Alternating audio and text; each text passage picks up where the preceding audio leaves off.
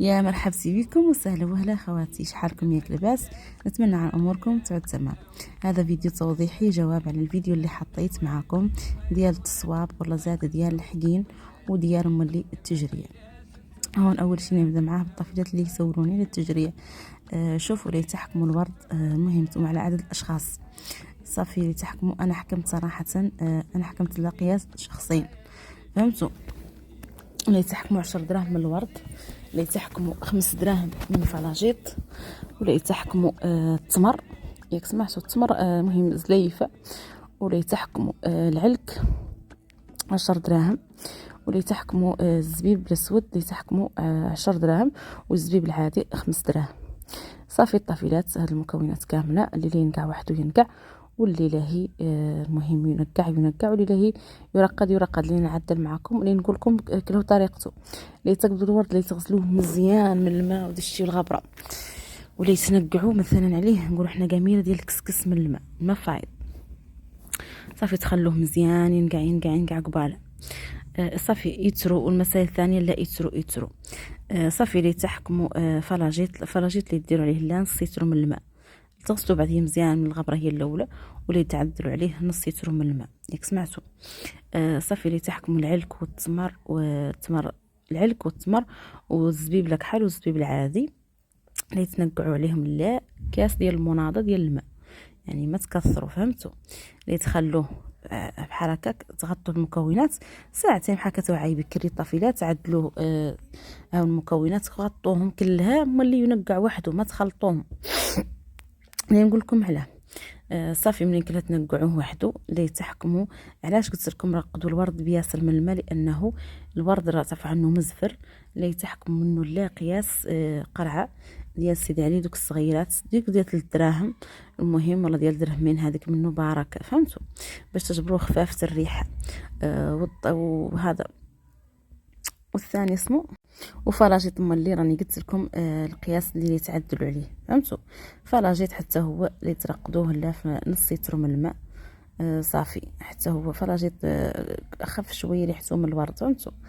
صافي وني بكم اللي تجيبوا قرعه ديال المناضه ديال هاواي، اللي تخلطوا المكونات كامله لا الماء، اللي تحكموا الورد اللي تقبضوا منه الماء ديالو، تقبضوا يترو ديال الماء ياك، اللي تحكموا فلاجيط اللي تحكموا منه هذيك النص يترو كي قلت لكم رقدتو، اللي تحكموها.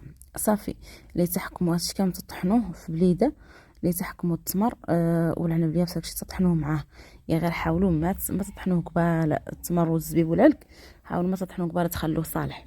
صافي هذا القياس اللي تكبوا عليه يترو ديال هاواي، اللي تجيكم قميله ديال الكسكس، المهم اللي تضلوا تشربوا فيها.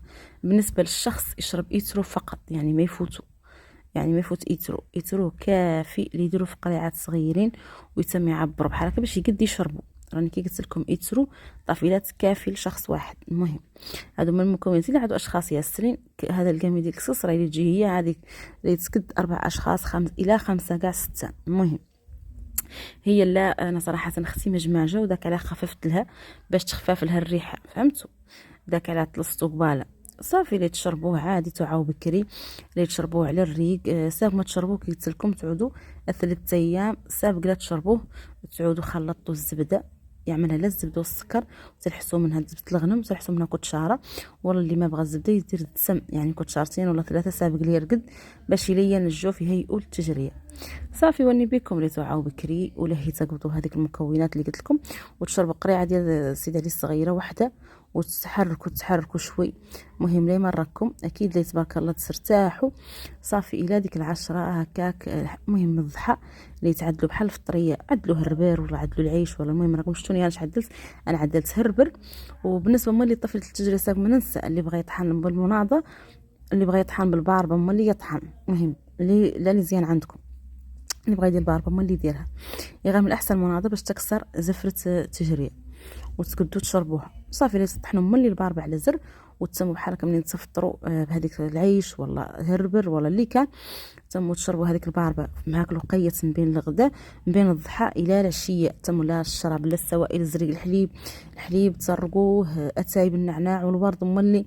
المهم تمو نتوما لا تشربوا الى العشيه. عدلوا عقبيه مع داك المغرب، عدلوا عقبيه ولا سابقوا، عدلوا عقبيه تعود زينه بحال مثلا فيها اللحم مقطع صغير يعود راكم، عدلوا عليه الخبز الفطير ولا عدلوا الشعريه والدجاج تعود مولي راكمه الطفيلات بدون عطريه بدون توابل بدون اي شيء.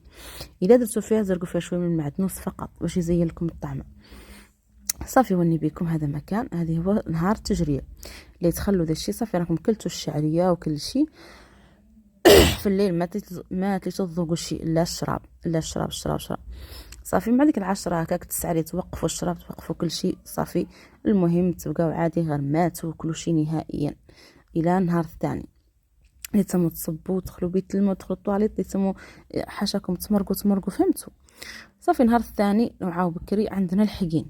اول شيء شلي نعدو سابق نحقنوا، نقبضوا شويه من الزبده نخوتموها في السكر زبده الغنم ولا الزيمه ونلحسوا منها.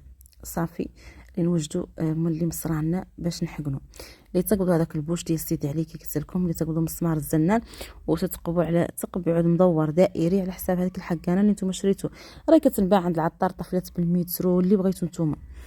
صافي اللي حركه تقبوها. اللي ما بغى يشري حقانه واللي تعدلوا فيها هذاك التيو باش ما يكبلكم الماء تعود على شكله هو دائرته هو بالنار.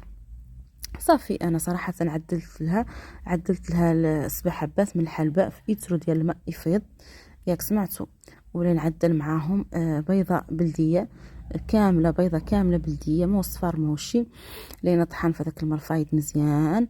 ولا نلوح طوبتين من السكر ولا من قالب السكر مخ السكر. يعني شي واحد يقول لك تعدلوا العلك ما تعدلوه كينفخ ينفخ لنا المصران خطير صراحه. ما يصوب العلك الطفيلات اللي قال لكم عنه يصوب راه كذب عليكم. السكر فقط باش تحلوها. صافي ملي لا شويه ما تكثروا. صافي الطفيلات كي قلت لكم العلك نهائيا ما تعدلوه. هادو من المكونات اللي تعدلوا وتطحنوهم بالميكسور مزيان. صافي منين تطحنوهم مزيان يتطحن يعني البيض مع داك المرفايد ينطحن قباله. صافي وني بكم. صافي كي قلت لكم اللي تصفوه من هذاك الشيء المكونات ديال البيض داكشي اللي تصفوه تخلوه سائل باش يقد يمرق لنا في هذاك التيول اللي نحكنوا به ولا نصوبوا به. صافي وني بكم كي قلت لكم صفوه مزيان وتخلوه ينعد لا حد دافي طاير سمرو يقد يتحملوا مصرانكم. يعني ما تحقنوهم في حامي ولا شي راه واعره، حقنوه لا خلوه لين صافي تعودوا تمسوه بصبعكم ولا كبوه شويه في كاس يعود يتحمل جسمكم.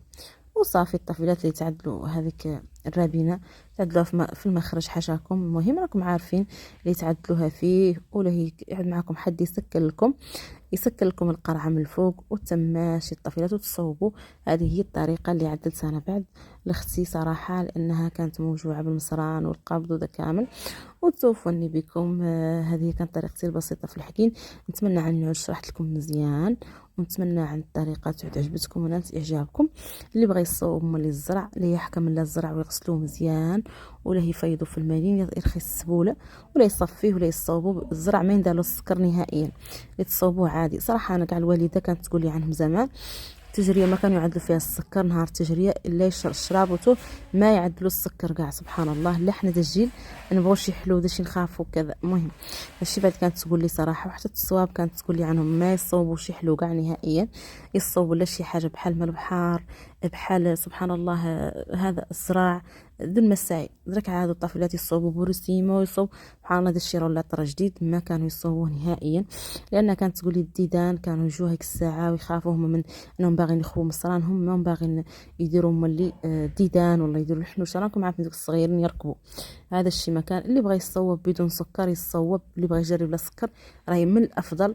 غير لا حنا سبحان الله كتدوخنا التجريه وداك الشيء ولا بدنا طفيلات من السكر وداك الشيء. هذا مكان وني بكم. نتمنى عند الفيديو عجبكم، نتمنى عنكم تستفدتوا من التجريه اللي عدلت ومن التصواب مولي وني بكم. الى فيديو قادم والى معلومات ان شاء الله جديده والى ياسر درك الصيف طفيلات حاولوا عنكم تردوا البال روسكم البلوح والتجريه وذاك كامل. وني بكم حبيباتي الى فيديو قادم.